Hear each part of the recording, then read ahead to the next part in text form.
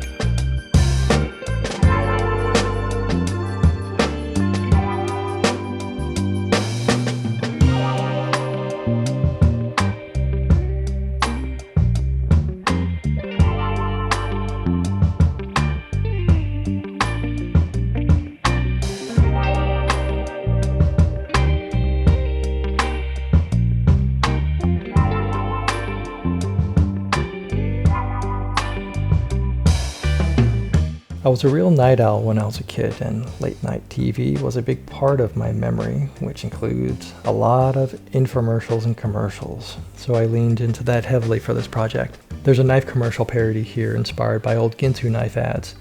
Honestly, I just wanted an excuse to draw knives. I like them, I collect them. This project gave me a reason to draw a lot of very specific real designs. And of course, that Ginsu knife commercials were a staple of late night TV back then, so I had to include it.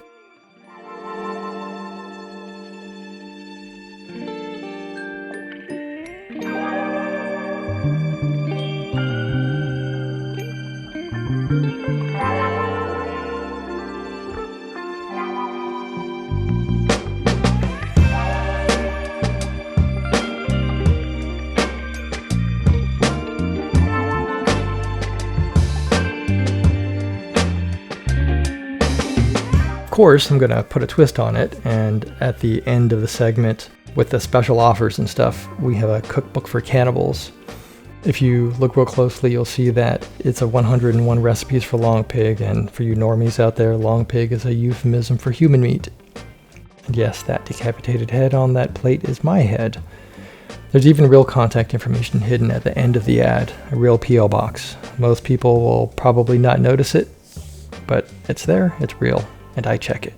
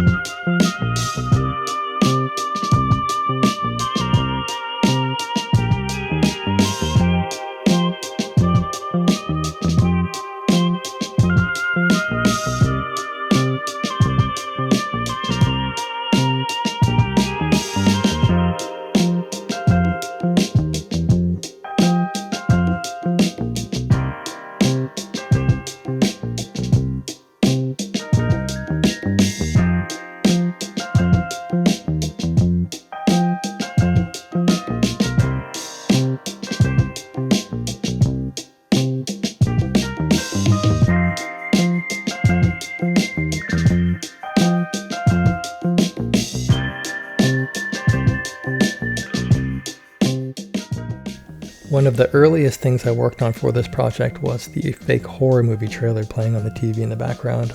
I love horror movies, and I couldn't help myself. And sadly, it's the part that I'm the most critical of. The concept was pretty simple.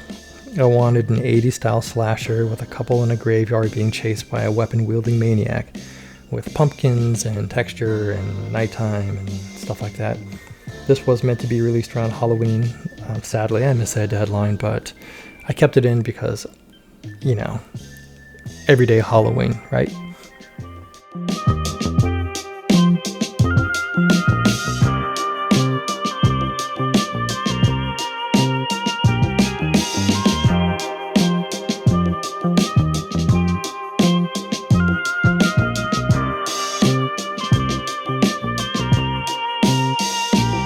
Some of the early drawings, especially the faces, show how rusty I was at the start of this project. By the end, I worked out a lot of that rust and I redrew a bunch of frames, but I didn't redraw this one. Sometimes good enough is the only way forward, especially when it's playing on a tiny TV in the background. If I could, I would have redrawn everything, but I just didn't have that opportunity, ran out of time. So I kept it in. Here it is, so you can see. Don't like it, but I kept it in because I ran out of time, and that's the truth.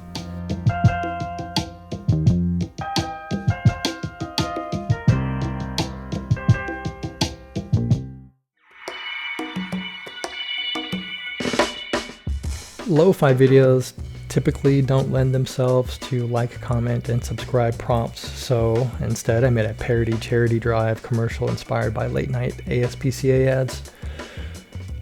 Imagine those old Sarah McLachlan ads that have very sad dogs and pets and sad music, and that's kind of what I was playing on. So it starts with a sad animal, then twists into something darker and absurd, in this case implying that these sad pets will be turned into food unless you like and subscribe. It's the implication, it's not spelled out explicitly, but implied. I would never do that, of course. I love my dog. This dog in the commercial is my dog based on my own golden doodle. And this segment also gave me an excuse to draw food. Roasted chicken, sushi, sashimi, things like that. Things I normally don't draw, and I thought I would like to draw them. It'd be fun to draw it. I wonder if I can draw it. Could I make sushi look like sushi, like actual sushi? I don't know, never tried it. So I tried it, and I think I figured it out.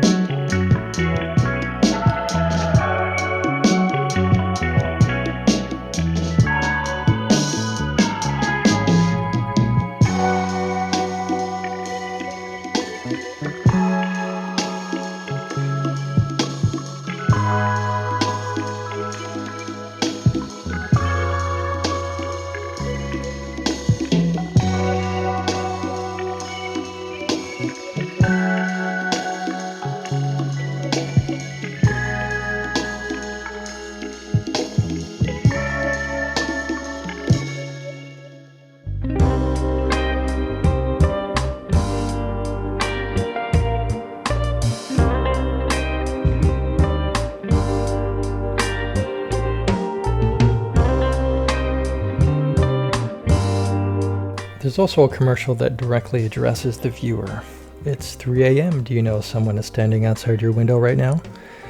It's a direct parody of the old "It's 10 p.m. Do you know where your kids are" PSA. Same layout, same tone, same colors, just twisted to fit this project.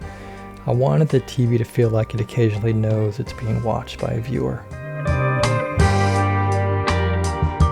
Throughout this project, I kept coming back to the girl in the room, or the primary protagonist. Early on, her shading was really flat, so I would bounce back and forth between elements working on her, then the TV commercials, then the slasher, the background, then back to her again. As I worked through this project, I got the rust out of my hands and kept refining her as I went along. Originally, I wanted more animations like breathing and hand movements, page turns, but realistically, time ran out. I could work on this forever and add more and more and more and more, but I just had to cut my losses and keep what I had. A lot of this project ended up being about restraint and stopping myself from getting carried away. Initially, there was a lot more planned with the TV programming. The new segments had 3 more segments. The commercials were doubled. I had another trailer.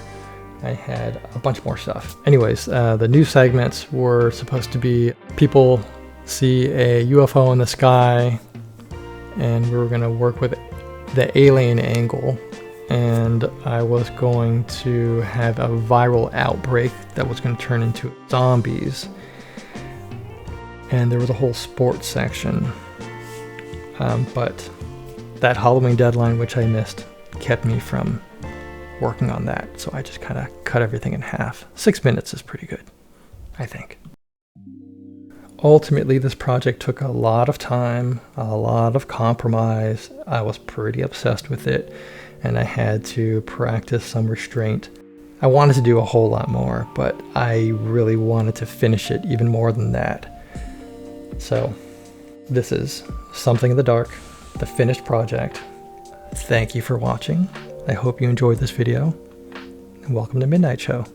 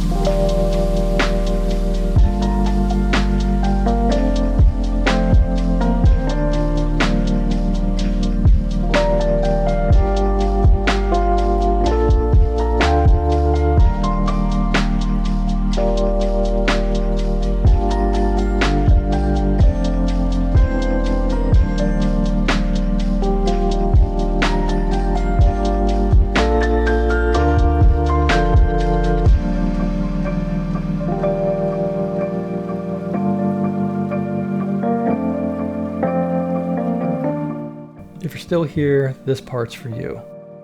What I'm going to show you are all of the characters that appear beneath the street lamp at the end of the loop, the figures we talked about earlier. In the full version, they're spread out across the whole project, so you might only catch one or two unless you watch the whole video. Since this is a behind the scenes, I wanted to put them all together and show them back to back just to make it easier what we are looking at. So if you watched that initial loop, you saw the clown, which is probably the most striking design, so it made sense to include him first. The animated balloon drifting up toward the street lamp helps draw your eye, and, well, everyone loves a creepy clown. Next is the ghost, the most classic version possible, just a figure under a sheet with cutout eyes. After that is the bunny man, inspired by the bunny man legend from Northern Virginia. Then there's the Hat Man, taken from the creepypasta lore. I love creepypastas. Next is the Bent Neck Lady, inspired by the Haunting of Bly Manor. If you know, you know. Then we have the three cultists from the news segment, the same ones tied to the book storyline, meant to connect the television programming to the world outside the room. After that, there's the creepy homeowner, visible in a lit window.